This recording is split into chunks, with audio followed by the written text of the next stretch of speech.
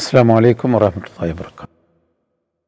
സഹോദരങ്ങളെ, സൂറത്തു തക്കാസുറാണ് നമുക്കിനി പഠിക്കാനുള്ളത്. അത്തക്കാസുർ, കസീർ എന്ന് പറയല്ലോ. കസീർ എന്ന് പറഞ്ഞാൽ കൂടുതൽ, കസുറ എന്ന് പറഞ്ഞാൽ വർദ്ധിച്ചു.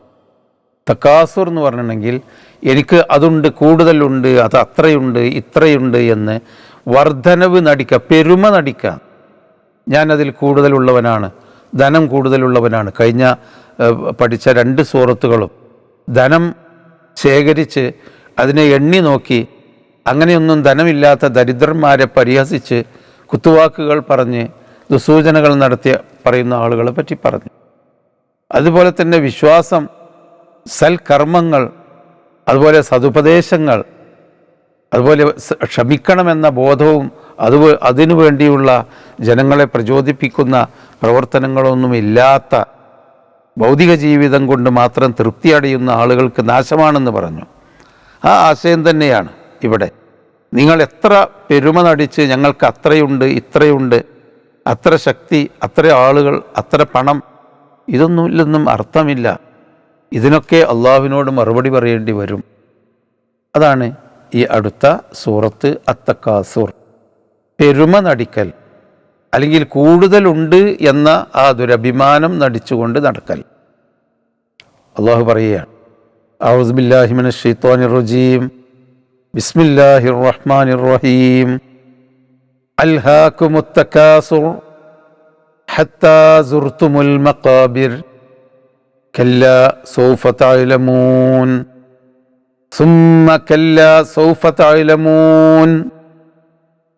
അൽഹാക്കും, നിങ്ങളെ അശ്രദ്ധരാക്കി കളഞ്ഞിരിക്കുന്നു, ശ്രദ്ധ തെറ്റിച്ചിരിക്കുന്നു. അൽഹ എന്ന് പറഞ്ഞാൽ ശ്രദ്ധ തെറ്റിച്ചു, ലഹുവിലാക്കി, കളിതമാശയിൽ വർദ്ധിച്ച കാരണത്താൽ കളിതമാശ കൂടിപ്പോയി ഉത്തരവാദിത്ത ബോധത്തിൽ നിന്ന് ശ്രദ്ധ തെറ്റിച്ചു കളഞ്ഞു. അൽഹാക്കും, നിങ്ങളെ അശ്രദ്ധരാക്കി കളഞ്ഞിരിക്കുന്നു, ശ്രദ്ധ തെറ്റിച്ചു കളഞ്ഞിരിക്കുന്നു. അത്തക്കാസുർ, പെരുമ നടിക്കൽ. ഭൗതിക ജീവിതത്തിൽ മാത്രം ആകൃഷ്ടരായി അത് കൂടുതൽ നേടാൻ, അത് നേടിയാൽ അതിൽ ദുരഭിമാനത്തോടുകൂടി ജനങ്ങൾക്കിടയിൽ ഞാൻ അത്ര കിട്ടി എന്ന ബോധം നടിക്കാൻ, അതൊക്കെ ആ ഭൗതിക ജീവിതത്തിൻ്റെ വർധനവ് മാത്രം ഉദ്ദേശിച്ച് ആ ഒരു ദുരഭിമാനത്തോടു കൂടി നടക്കുമ്പോൾ യാഥാർത്ഥ്യം, അടിസ്ഥാനപരമായ യാഥാർത്ഥ്യം മനുഷ്യൻ മറന്നുപോകും.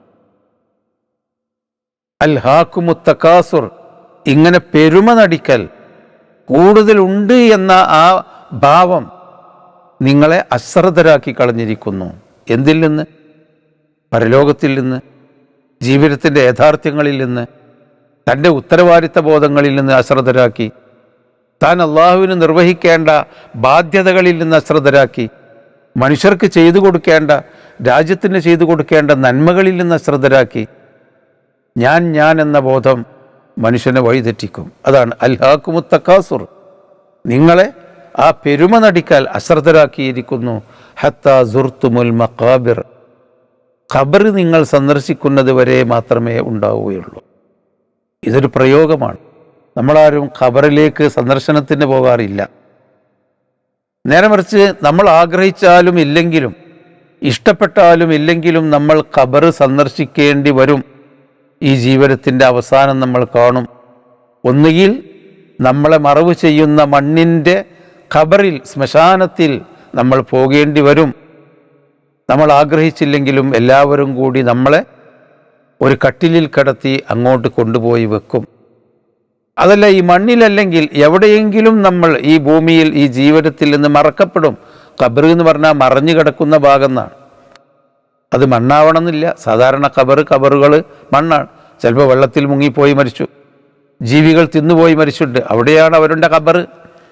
ഹത്താ സുർതുമുൽ മഖാബിർ, ഖബറുകൾ നിങ്ങൾ സന്ദർശിക്കുന്നത് വരെ, നിങ്ങൾ ആഗ്രഹിച്ചാലും ഇല്ലെങ്കിലും ഖബറിനെ നിങ്ങൾ സന്ദർശിക്കും. അതുവരെ മാത്രമാണ് ഈ പെരുമ നടിക്കലും ഈ ദുരഭിമാനവും ഉണ്ടാവുകയുള്ളൂ. തൻ്റെ പണവും തൻ്റെ അധികാരവും തൻ്റെ ഉയർന്ന വിദ്യാഭ്യാസ യോഗ്യതകളൊക്കെ എത്ര വരെ ഉണ്ടാവുള്ളൂ? ഖബർ വരെ. മരിക്കുന്നതോടുകൂടി തൻ്റെ യോഗ്യത തീർന്നു. പിന്നെ യോഗ്യതയുടെ അടയാളങ്ങളായിട്ടുള്ള ആളും ഭാവവും അർത്ഥങ്ങളും വലിയ സ്ഥാനമാനങ്ങളെപ്പറ്റിയുള്ള ശ്രുതികളുമൊക്കെ മറവ് ചെയ്യുന്നത് വരെ ഉണ്ടാകും. അത് കഴിഞ്ഞു. ഹത്താ സുർതുമുൽ മഖാബിർ കല്ലാ, വേണ്ട. സൗഫ തഅലമൂൻ, പിന്നീട് നിങ്ങൾ അറിയും. സുമ്മ, വീണ്ടും ഇതാ പറയുന്നു, കല്ല, വേണ്ട, സൗഫ തഅലമൂൻ, നിങ്ങൾ പിന്നീട് അറിയും. അപ്പം ഈ പെരുമ നടിച്ച് ഇതാണ് വലിയതെന്ന് കരുതി വിചാരിച്ച് നാളെ ഖബറിലേക്ക് പോകേണ്ടി വരും. അവിടെ നീ ചെയ്ത അമല്, ഈമാൻ, അമല്, നല്ല കാര്യങ്ങൾ ഉപദേശിച്ചിട്ടുണ്ടെങ്കിൽ ആജാതി കാര്യങ്ങളെ ഉണ്ടാവൂ. അടിസ്ഥാനപരമായിട്ട് ഖബറിലേക്ക് അതേ കൊണ്ടുപോകൂ. ഒരു മരിച്ച മനുഷ്യനെ അവൻ്റെ സമ്പത്തും അവൻ്റെ കുടുംബങ്ങളും അവൻ്റെ കർമ്മങ്ങളും പിന്തുടരും എന്ന് നബി സല്ലല്ലാഹു അലൈഹി വസല്ലം പറഞ്ഞിട്ടുണ്ട്. സമ്പത്ത് പിന്തുടരും എന്ന് പറഞ്ഞാൽ അവൻ്റെ ജനാസ കൊണ്ടുപോകുമ്പോൾ അവൻ്റെ സമ്പത്തിൻ്റെ ആ പ്രൗഢി ആ ആൾക്കൂട്ടത്തിൽ കാണാം.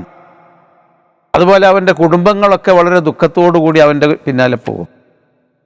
അവൻ്റെ അമലും ഉണ്ടാകും, സൽക്കർമ്മങ്ങൾ, അത് ഖബറിലുണ്ടാകും. ബാക്കിയുള്ളവർ മടങ്ങി വരും. ഇൻഷാ അല്ലാഹ് അടുത്ത ക്ലാസ്സിൽ ബാക്കി പഠിക്കാം.